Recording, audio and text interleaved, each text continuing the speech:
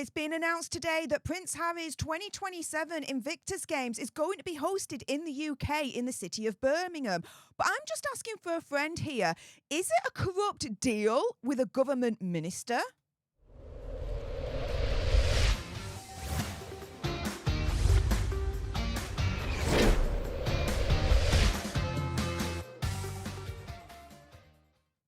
Hey up everyone, it's me, Stef The Alter Nerd, your nerdy alternative, and welcome to another dose of the Daily Nerd, where I break down the royal news and gossip of the day that's pretty much caught me eye, and oh my goodness, yeah. Let's jump into this madness, shall we, because it has been announced today that the 2027 Invictus Games is going to be hosted in the UK in the city of Birmingham. But I'm just asking for a friend here, is it a corrupt deal with a government minister? Now, I'm going to show you the information I've found. You guys can do your own research and come to your own conclusions, but yeah, here we go into this madness, because first and foremost, We Are Invictus announced that yes, they're delighted to announce the host city is going to be Birmingham, UK.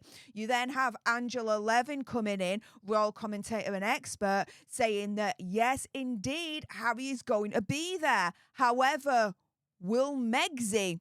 I wonder if they're going to be married still by that point. Check out my other Daily Nerd that's been released today, because, might just be a matter of weeks before they actually get divorced, but stay tuned for that particular video. In the meantime, we have my friend According to Taz. If you're not subscribed to on YouTube, you're living under a rock. Get it done now. Saying that, look, Birmingham City Council is between 650 and 750 million pounds in debt. They have gone bankrupt. They made massive cuts to services, increased the public's council tax by 10%. How on earth can they afford to host this?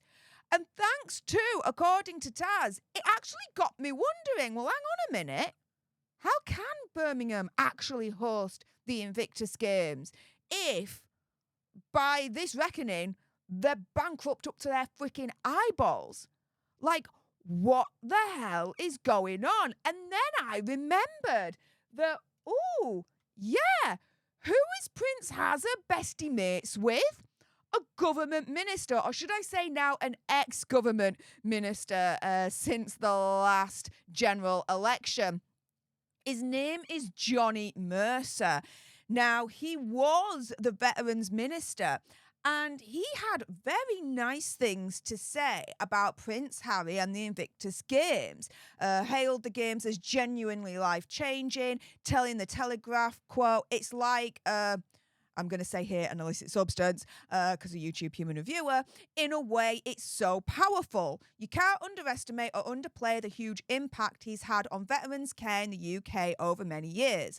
As a veteran myself, I'm incredibly grateful, but I know that the nation is incredibly grateful for everything he's done so far. Now, you might be asking yourself, well, hang on a minute, who is Johnny Mercer? Does he have actually any pull or any power when he was a government minister at the time? And yeah, it seemed like he actually did. So this is from the official government website, and it says here that, yes, he was a Minister of State, Minister for Veterans Affairs at the Cabinet Office between October 2022 to July 2024.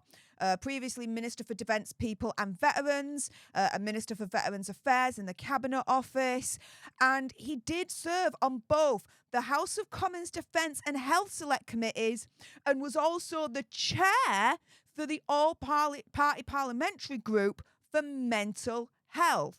So he was on a couple of very, very important and powerful committees, being chair for one of them that would certainly involve the veterans.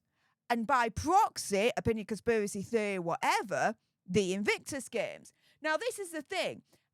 As, you know, a minister for veterans, him saying that Prince Harry, Britain's incredibly grateful for Prince Harry for his work with war veterans, doesn't really seem out of sorts until you dig a little bit deeper underneath the surface. Because I remember this from a couple of months ago. Do you? Hazard had to apologise to the High Court for breaking confidentiality rules. And how did he do that? He emailed confidential information to Veterans Minister Johnny Mercer. Yes. Forced to apologise. Court documents reveal that he emailed Johnny Mercer, the Veterans Minister, confidential information concerning his security claim against the Home Office. Mr. Justice Lane revealed the Duke's indiscretion in a cost ruling handed down, saying that in November 2023, the claimant breached the terms of the confidentiality ring order by emailing certain information to a partner of Schilling's who was not within the confidentiality ring, and to the ding, ding, ding, ding, ding, yes, the Right Honourable Johnny Mercer, MP, Veterans Minister. Now, the timing of this is especially suspicious. Why?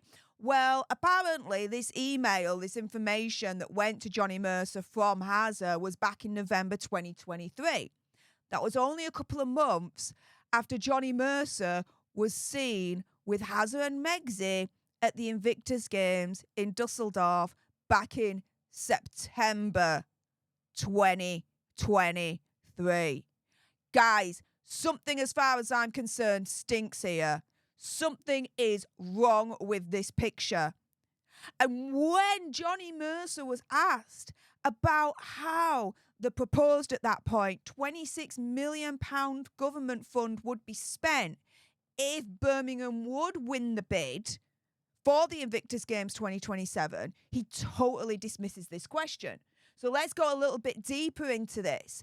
So he admits watching the Invictus Games in Dusseldorf alongside Hazza and Megzi, calling the Invictus Games a festival of recovery, and saying that Birmingham would make the perfect host city in 3 years' time. He claims they didn't discuss the bid at all, or the £26 million guaranteed by the British taxpayer.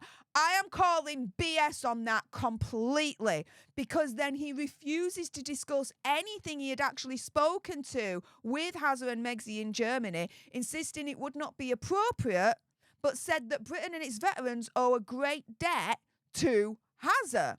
Well, hang on a minute. No. If he's there in an official capacity, then what he does is of public interest. What he says, what he discusses is of public interest.